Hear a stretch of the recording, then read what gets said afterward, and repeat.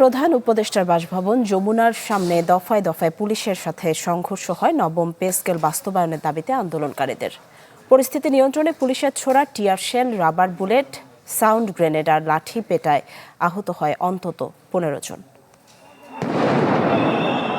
প্রধান উপদেষ্টার বাসভবন যমুনার সামনে একের পর এক বিকট শব্দে সাউন্ড গ্রেনেডের বিস্ফোরণ। সকাল 11টায় ঘটনার শুরু। হোটেল ইন্টারকন্টিনেন্টালের সামনে পুলিশের ব্যারিকেড ভেঙে যমুনার দিকে এগিয়ে যেতে থাকে নবম পে স্কেল বাস্তবায়নের দাবিতে আন্দোলনরতরা। এক পর্যায়ে তারা যমুনায় প্রবেশের মূল ফটকের সামনের সড়কে বসে পড়ে। তাদের সরানোর চেষ্টা করেও ব্যর্থ হয় পুলিশ। দিন দিন আমরা কষ্ট করতেছি, দিন দিন ঋণগ্রস্ত হয়ে যাচ্ছি। ভাই, আমাদের এখন প্রাণের দাবি পে স্কেল দিতে হবে। সরকারি কর্মচারীরা হাজার হাজার টাকা বেতন বেড়ে গেছে। আমরা বাজারে যাচ্ছি, বাজারে তো জিনিসপাতির দাম ঠিকই বেড়ে গেছে। কই পে স্কেল তো আসে নাই।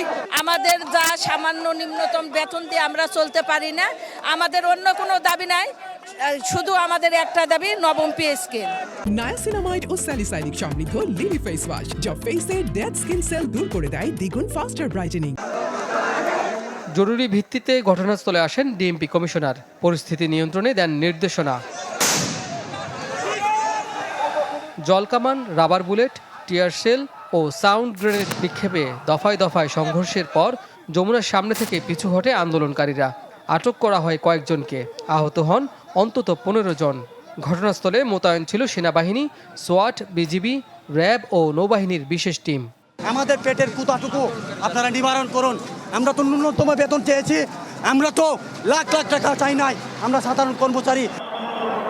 পুলিশের ধাওয়ায় আন্দোলনকারীরা শাহবাগ অবস্থান নিলে সেখানেও সংঘর্ষ হয় কয়েক দফা।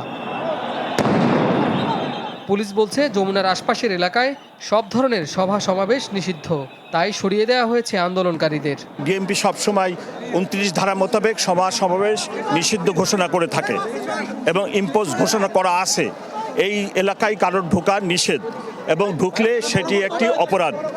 সেই কারণে আমরা তাদেরকে ডিসপার্স করতেছি। জুমার নামাজের পর হোটেল ইন্টারকন্টিনেন্টাল সংলগ্ন সড়কে স্বাভাবিক হয় যানবাহন চলাচল। কাজী ফয়সাল, চ্যানেল 24, ঢাকা।